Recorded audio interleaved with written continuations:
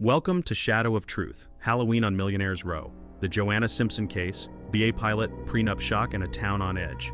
If you care about real justice and careful forensic truth, not gore or shock, tap subscribe, like, and comment justice so more people see stories that lead to change. A sunshine life meets a storm. Ascot, Berkshire. Manicured hedges, quiet wealth, and streets the locals call Millionaire's Row. It's the kind of place where Halloween means pumpkin-lit porches and families taking pictures on their front steps before the trick-or-treat run. But behind one of those doors, a different story had been growing for years, quietly, insistently, until it would collide with a landmark court ruling, a high-flying airline career, and a mother's resolve to protect her children. Joanna Simpson began life a long way from scandal headlines. Born in York in 1964, she was the child friends describe as a ray of sunshine. Energetic, adventurous, and kind. At school on the Isle of Man, she threw herself into activities. At the University of Bath, she trained in business and excelled. Later, when she pivoted from career to motherhood, she brought the same energy to raising her children. Her friends remember warmth, service to others, and a calendar that never missed a birthday. This wasn't performative perfection. It was a steady, unshowy discipline. People first, especially children. When Joanna met Robert Brown in 1998, the match looked like a storybook update for the era. He was a British Airways 747 captain, confident and composed, the sort of man strangers tend to trust. The romance moved quickly. He moved into the Ascot home Joanna had bought and painstakingly renovated, turning a wreck with trees growing through the ceiling into a calm, beautiful space.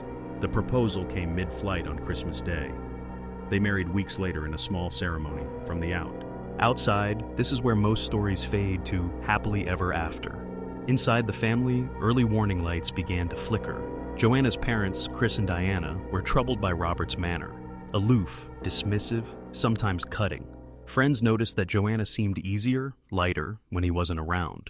Concerned for their daughter's financial safety, her father insisted on a prenuptial agreement. It protected Joanna's assets, including the home. Robert disliked it. He signed anyway. Honeymoons are supposed to reset everything. In Cape Town, Joanna phoned her mother with a stark confession. She feared she'd made a terrible mistake. Still, life kept moving. She became pregnant in the spring. A son arrived late that year, a daughter 17 months later. Ascot made logistic sense. Heathrow was nearby for Robert's long-haul roster. And Joanna shaped a life around school runs, bedtimes, and a boutique 5-star bed and breakfast business run from the house. It gave her flexibility and, for a time, a sense of control. Yet the family rhythm had fault lines. Pilots can build second homes in crew lounges and hotel lobbies. Friends recall Robert being frequently absent and laser-focused on his career. Within that vacuum, a subtler pattern crept in: coercive control. You don't always see it at first. It isn't a headline act. It's a narrowing hallway. Isolation, intimidation, surveillance disguised as concern, a fight framed as, "You made me do this." Joanna, a private person, tended to carry the strain quietly. By 2007, the marriage had frayed. After a baseless accusation of infidelity, Joanna sought legal advice. Then came an incident she did disclose to those close to her: a nighttime confrontation in the kitchen, a blade used as leverage, a threat that targeted what she loved most: her children. She kept calm, de-escalated the moment, and told him to leave. He moved out, but horrors. Asians don't guarantee safety. Sometimes they escalate risk.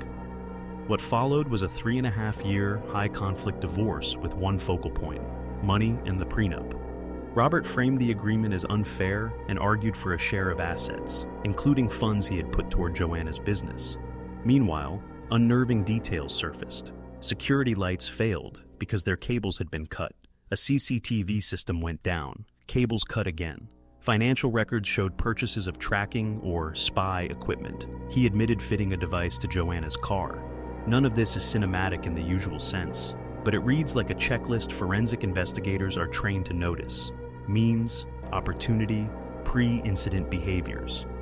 The story was becoming less about personalities and more about patterns. Here's where law, psychology, and forensics intersect.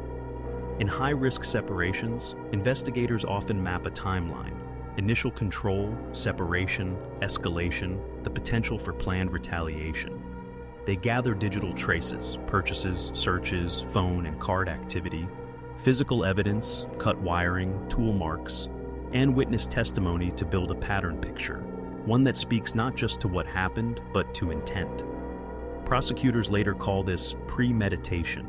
Advocates often call it what survivors experience daily, the tightening vice. Then, just as legal processes were grinding toward resolution, the landscape shifted under everyone's feet. On 20 October 2010, the UK Supreme Court delivered a landmark judgment in Radmacher v. Granatino. Prenuptial agreements, when entered freely and fairly, should carry decisive weight. For Joanna, that meant the agreement her father had insisted on would likely be upheld in just days' time at the High Court. For Robert, who had built his divorce strategy around tearing that agreement down, it was a blow. The prenup door wasn't just closing, it was being beat. Let friends remember the contrast sharply. Joanna felt hopeful, relief visible at last. A dear friend says they spoke of freedom, of raising the children without fear. She reached out to family and close friends, buoyed by the new legal precedent. It felt like the end of the long tunnel was finally in sight. The final divorce hearing was set for 8th of November 2010, less than 3 weeks away. This is where you pause a true crime story and breathe, because what happens in the gap between a legal turning point and a violent incident is often the most important and the most overlooked part of prevention. Domestic abuse experts emphasize that the moment a victim becomes harder to control, a move-out, a protective order, a strong legal position, is a moment of increased danger. Safety planning isn't just a checklist, it's dynamic risk management. It includes code words with friends, secure tech practices, routine changes, and, where possible, formal protective measures. None of that is a guarantee, but it matters. In the days after the Supreme Court ruling, another track was running in parallel. Behind the scenes, behaviors that later would be described in court painted a picture of planning that belonged in the investigative notebooks of major crime teams. Tools and materials gathered over time, a site identified in advance, concealment strategies rehearsed.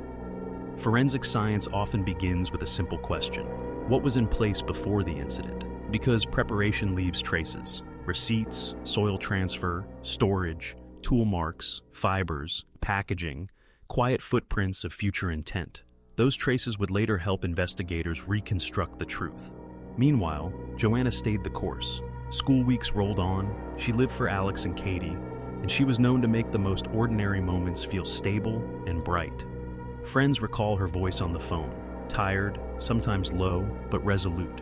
She was doing what countless parents do, pushing forward, organizing the next day, believing that the paperwork marathon would soon be over. Then came the Ken that frames this case in public memory. Sunday, 31st October 2010, Halloween. Across Ascot, families were taping paper bats to front doors and laying out plastic bowls of sweets.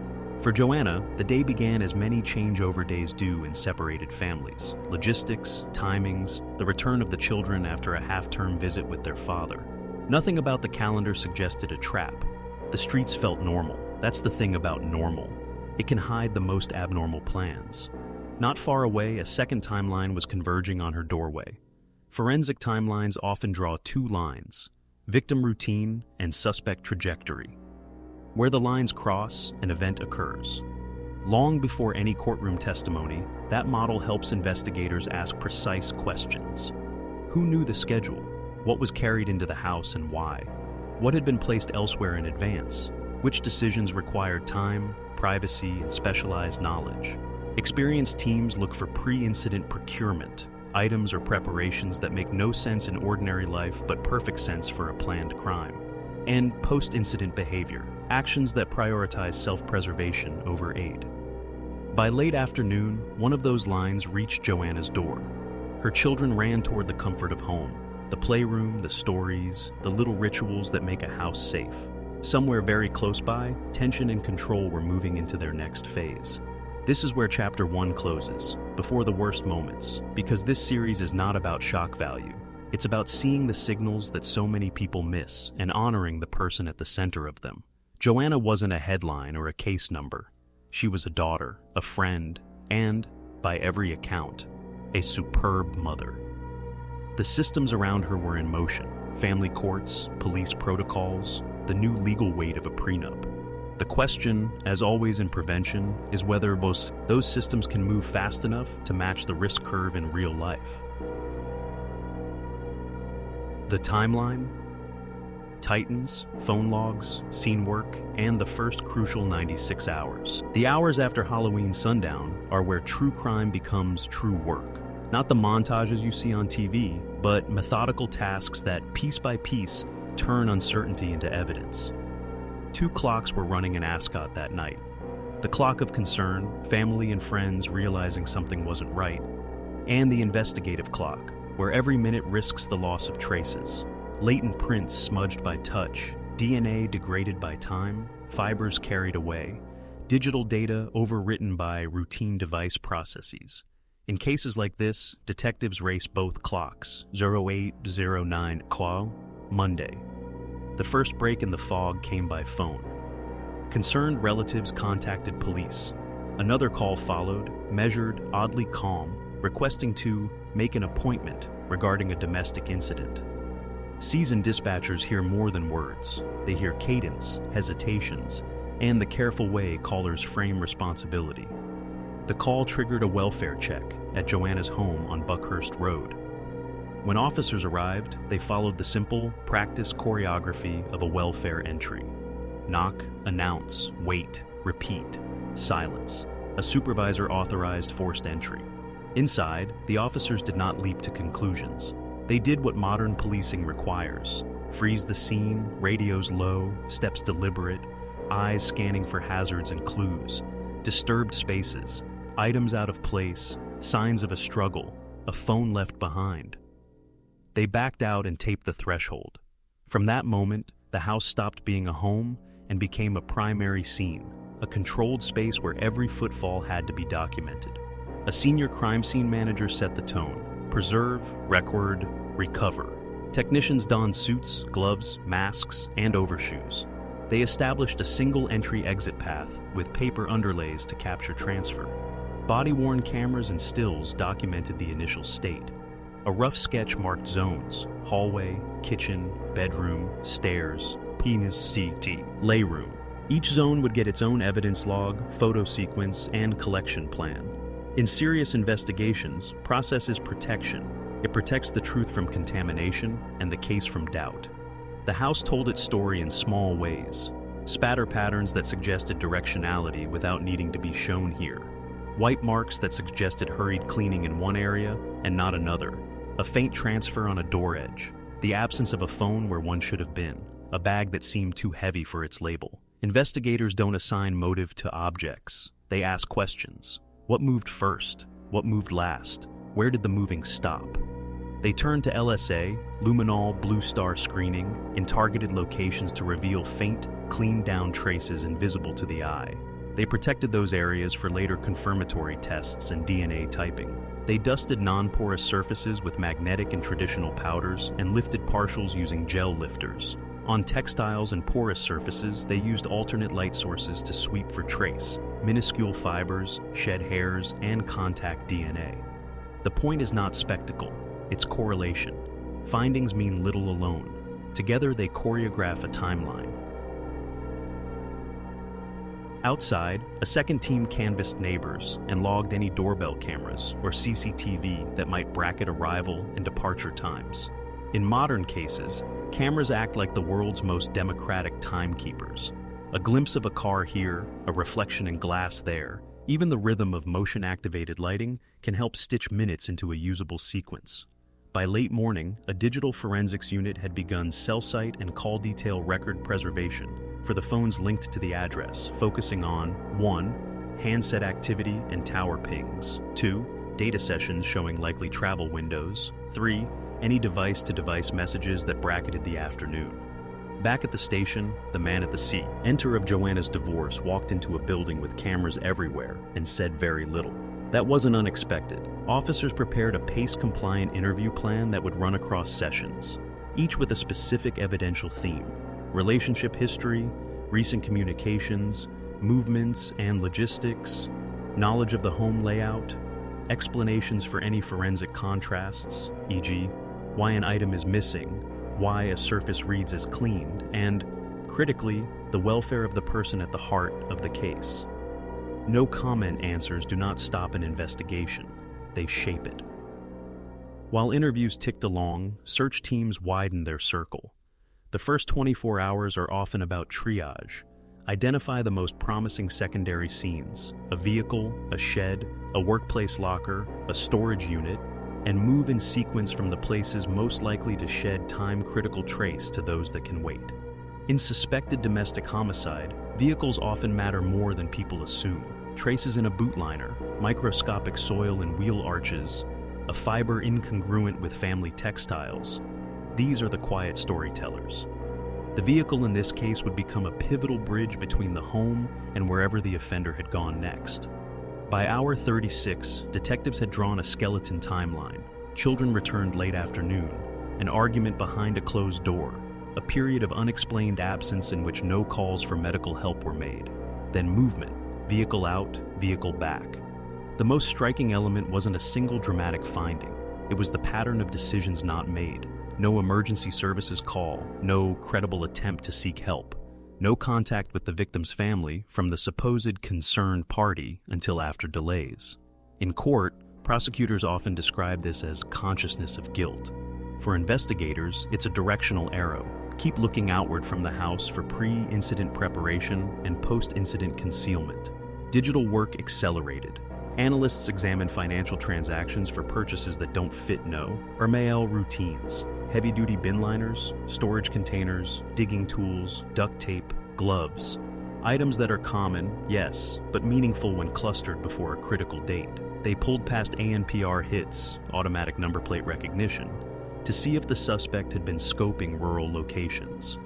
They reviewed a history of any prior tracking device purchase or installation, which already sat in legal files from divorce discovery to argue intent and pattern. If you're wondering why this is forensic science, it's because modern forensics is as much behavioral and digital as it is biological. Motive leaves metadata. Hour 48 to 60 brought a partial reset. Interviews continued. The suspect maintained a tight verbal perimeter, offering almost nothing. Meanwhile, search teams fanned across green spaces within the radius predicted by fuel, time, and known preferences. Experienced officers do not wander. They overlay soil type, privacy screens, tree lines, embankments, vehicular access that avoids attention, and, crucially, the psychology of hurried concealment. People tend to use places they already know. Pilots know maps, locals know shortcuts. In parallel, the house yielded smaller, steadier signals. Vacuumings from high-traffic areas went to the lab for tape-lift fiber comparison. Drain traps were pulled and bagged. Fluids can carry micro-traces cabinet cleaners miss. Tools and knives were photographed for later tool mark and trace correlation, not because TV says the weapon is always in the kitchen, but because elimination matters. You need to know what isn't the source to strengthen what is. Footwear impressions, partial and overlapping, were enhanced with oblique lighting and photographed using scale references. Each little thing, measured correctly, becomes a node on a network. Then came the kind of development that often pivots an inquiry from "where is she?" to "we can nisar." I'll go there. After being shown targeted evidential summaries, photographs from the address, preliminary reconstructions that contradicted accidental explanations, the suspect shifted strategy, a prepared statement, a claim of loss of control, an admission that a body had been concealed, a location named. On the ground, this does not end the careful work, it accelerates it. A search scene is not a dig site, it's a fragile, three-dimensional puzzle. A deputy SIO authorized a methodical sweep into the named area. Woodland with drainage features, vehicle access near a lane, mixed canopy providing visual cover. Before anyone touched soil, specialists mapped the site with total stations and 3D photogrammetry, captured vegetation as is, and laid out grids with string lines and datum points. A forensic archaeologist led the excavation. You don't dig so much as peel the landscape. Leaf litter, then topsoil, then subtle changes in soil color and compaction that suggest a cut feature, a grave against undisturbed earth. Spades were not the first tools used. Trowels and brushes were. Soil was bagged by layer for later palynology, pollen, entomology, where appropriate, and comparison to tool traces that might be recovered from a suspect's property or vehicle. When a plastic container edge presented in profile, the team marked, photographed, and recorded position and orientation before any lift. Every step was logged, with time, personnel, and action taken. Chain of custody was not a formality. It was the spine that would hold the case upright in court. Back at the laboratory, the cascade began. DNA comparisons for identity, trace correlation between home and container, soil provenance linking vehicle and burial site, micro-transfer, fibers, hairs, bridging locations. Analysts compared tool marks on fasteners or tape to blades or saws recovered elsewhere. If you imagine all this as flashy machines humming in the background, you've watched too much television. Most of the day is careful labeling, calibrated instruments, peer-reviewed meth, ODS, and double witness checks. The point isn't speed, it's incontestability. In parallel, detectives prepared for charging decisions. They mapped mens rea, state of mind, using 3 categories of proof. 1. Pre-incident preparation, the grave dug in advance, procurement of materials, concealed transport methods. 2. Incident dynamics, the opportunity, the enclosed space, the presence of children nearby, the absence of any emergency call. 3. Post-incident conduct, concealment, disposal of items, silence with investigators except where cornered by facts. This triad, combined with testimony from friends and the history of control and surveillance, formed a narrative that argued intent rather than accident. But investigations don't live only in labs and maps. They live with people. Family liaison officers kept Joanna's loved ones informed in a measured, compassionate cadence, explaining processes, time frames, and what could be said when. It is an agonizing purgatory. Too many questions, too few certainties, and a fear that the story will be taken away by argument and technicalities. An effective FLO shields families from rumor and gives them a clear line into the heart of the case. By hour 72 to 96, the inquiry had transformed from a missing person emergency into a homicide investigation with an identified recovery site, a tight evidential chain, and a suspect in custody. Legal teams began anticipating defense strategies, mental health claims, provocation narratives, attempts to reframe the prenup as unbearable pressure rather than motive, and prepared expert responses. Psychiatrists would assess claims carefully. Prosecutors would emphasize planning and decision-making. The defense would look for any breach in process, any uncertain timestamp, any misstep that casts doubt. And still, amid the procedure, the central truth remained simple and human. Joanna's community had due 1. What communities do: call, worry, press for answers. Investigators had done what professionals must: slow the moment down, protect the scene, and let science and discipline speak. The social context had shifted just days earlier with a Supreme Court decision about prenuptial agreements, and that legal weather change was impossible to ignore in motive analysis. But the case would not be decided by headlines. It would be decided by evidence that can't be argued away. The courtroom, the verdict, and the legacy Joanna left behind. The hardest part of any true crime story isn't the scene work or the arrest. It's what follows in the courtroom. That's where language takes it over from evidence, where human tragedy gets filtered through procedure, definitions, and arguments. For Joanna Simpson's family, raiding Crown Court in May 2011 wasn't just a legal stage. It was the moment the quiet truth gathered by forensics had to hold against every strategic word the defense could spin. Preparing for trial. By spring 2011, the Crown's case file was complete. Hundreds of photographs, laboratory certificates, scene sketches, DNA charts, phone logs, purchase receipts, and witness statements. Every item had to fit a single narrative thread, proof of intent. Prosecutors rehearsed how to walk the jury through months of pre-incident behavior without losing them in technicalities. They would start with the simplest contrast: love and control. From that, they'd move to evidence of preparation: the grave dug in advance, the hammer hidden in a child's school bag, the supplies purchased with methodical purpose. The defense chose a narrow path: diminished responsibility. Their claim wasn't innocence but impairment. that Robert Brown, under stress, had experienced an adjustment disorder that blurred intent and impulse. Psychiatrists for the defense described a man unraveling under financial strain and perceived injustice. The prosecution's experts countered, yes, stress existed, but functioning pilots flying 747s across oceans demonstrate executive control daily. Losing one's temper is not the same as losing one's mind. Joanna's family sat through every motion. They couldn't speak, only listen. Friends who had given statements about her kindness and fear watched legal language reduce a lifetime of empathy into character evidence. The prosecution wanted the jury to remember that beyond data and diagrams, there was a woman who had spent years building safety for her children, and that the evidence of preparation showed calculation, not loss of control. Inside the courtroom. When the trial opened on 11th of May 2011, reporters filled the gallery. Cameras were barred, but the public followed every headline. BA pilot on trial for killing wife. The defendant appeared composed, uniformed in demeanor, if not in dress, still carrying the calm authority that had once impressed passengers. He pleaded not guilty to murder, guilty only to manslaughter. In court, the forensic specialists explained their work without dramatics. A forensic archaeologist described soil stratification, proving the grave had been dug weeks earlier. A trace analyst confirmed plastic and tape from the burial matched packaging bought by the defendant.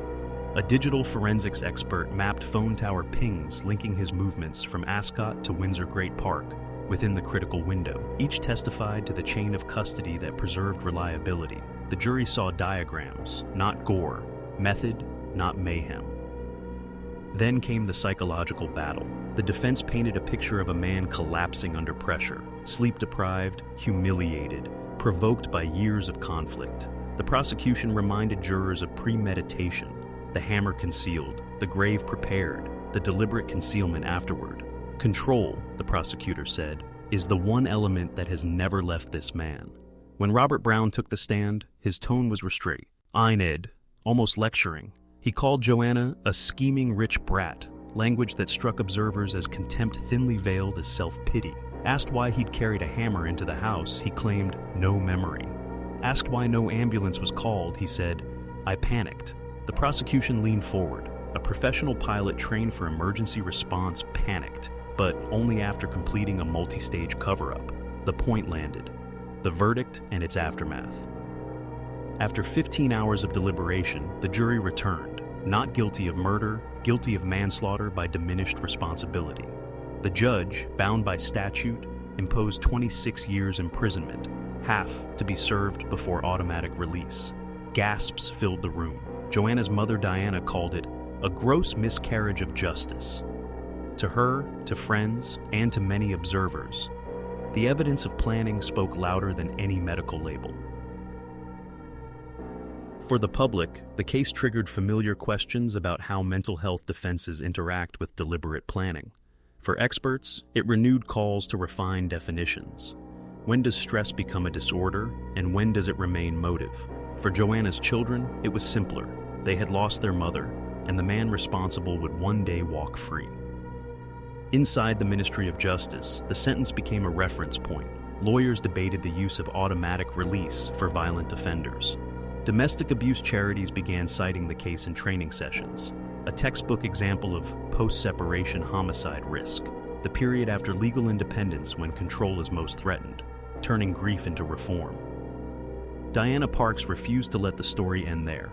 Alongside Joanna's friend Hetty Sparkworth Nanton, she founded the Joanna Simpson Foundation in 2014. Its mission, support children who witness domestic abuse and push for stronger sentencing reform.